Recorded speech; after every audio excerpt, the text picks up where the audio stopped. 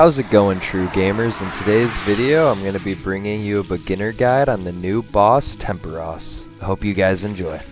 Alright, so to start out this guide, we're going to be looking at XP rates, and to help us do that, I have this image here that I got from the old school RuneScape wiki. And in the image here, it breaks down the XP rates of cooking fish versus not cooking fish. Now, when you don't cook the fish, you are going to be getting better XP rates in fishing per hour, but when you cook the fish, you're going to be getting significantly more points, so therefore loot.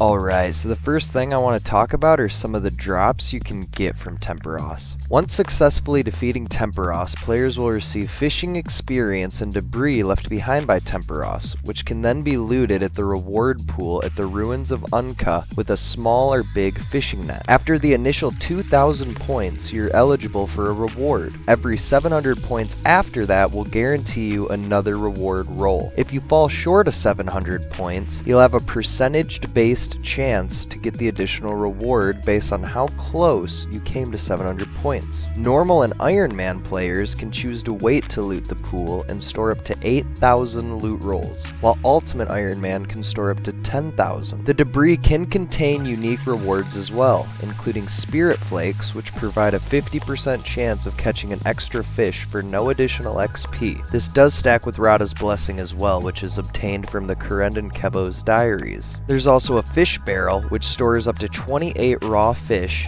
and can only be removed at a bank. You can combine it with a fish sack to make it equipable. The fish sack can be purchased with 1,000 Molk pearls from aerial fishing and trading Alri on Molk Island. You can also receive a tackle box, which stores fishing equipment, a big harpoon fish, which can be mounted in your player-owned house skill hall, a tome of water, which requires level 50 magic to wield and is charged with soaked pages rather than burnt pages like the Tome of Fire. The tome acts as an infinite water rune supply when charged and increases damage done by water spells by 20% and increases accuracy of water spells, curse spells, and binding spells by 20% as well. There's also a Spirit Angler's outfit, which requires angler pieces and 1,200 Spirit Flakes, or 4,800 Spirit Flakes for the full set, and can be done by talking to Gita Primas east of the dock.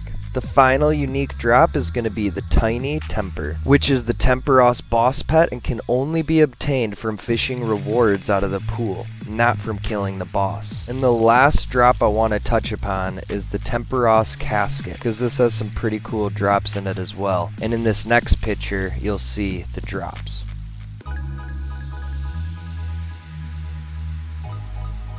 How's it going, true gamers? In today's video, we're going to be talking about the new old school RuneScape skilling boss, Tempoross. And first, we're going to be going over your gear setup.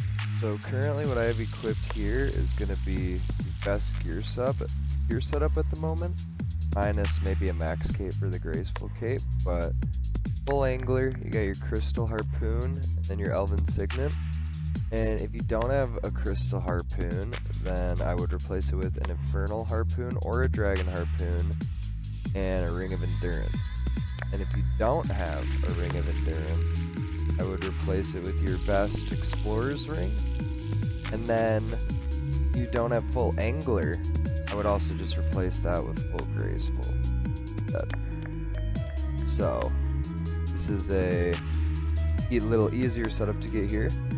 Now getting there, you can just go ahead and use an Amulet of Glory. I'm going to use one of mine in my ornate jewelry box. And go ahead and teleport yourself to El Kharid. Once in El Kharid, just going to run southwest. Down here. And you're going to see this little boat.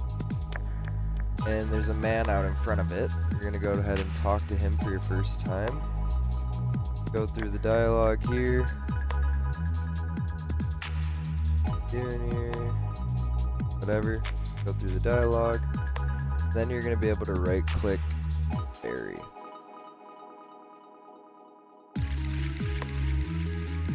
As far as inventory setup goes, I just bring, a teleport to a bank, and a teleport to my house, Stamina potion's optional, and you're also gonna want to go ahead and bring rope and a bucket, because you can get a rope and a bucket in the mini game, but it disappears from your inventory after each time you play the mini game. If you just bring your own rope and bucket, that way you don't have to grab one every time at the beginning, so it saves you a lot of time there. But you're gonna go ahead and start out the mini game up here. You're gonna run over here to the shore. Tempoross will spawn. Go find a fishing spot. Looks like they're over here. So you're gonna catch your fish. Catch a few to show you the gist. Then you're gonna run over here and cook them at the shrine. Now when you catch the crystallized fish, you actually won't need to cook those. Those are basically pre-cooked. Now go ahead and run your fish over here to the ship. You're gonna want to fill the ammunition crate with fish. And that's gonna shoot them out of the cannon at Tempoross. Lowers HP. Another thing you can do is go over here to the water pump and fill up your bucket. Because Tempoross will randomly, well, there's little thunder clouds that'll roam around the map that he spawns, and they'll start fires. You can just douse the fire out with your bucket of water. If you stand on those fire spots and don't douse them, it'll start destroying your food in your inventory. And right here you see this, when your screen starts to go blue, a wave's coming. And that's where your rope comes into play. You want to tether yourself to either the pole, or if you're on the boat loading, tether yourself to the mast. And that'll prevent you from losing your fish, because you'll lose your crystallized fish if the wave does knock you. Fail to tether yourself. So that's how you can avoid that too. And that's pretty much everything there is to it. I mean, that's basically the gist of it. I hope this helped, and I'm gonna go ahead and do some more kills and get enough loot tickets, and then hopefully claim a bunch at once. Alright, see you guys. I hope you guys enjoyed the video, and if you did, I always appreciate a subscribe, like, and comment. It really helps the channel out a lot, guys, and it doesn't take a lot of time. Alright, peace, guys.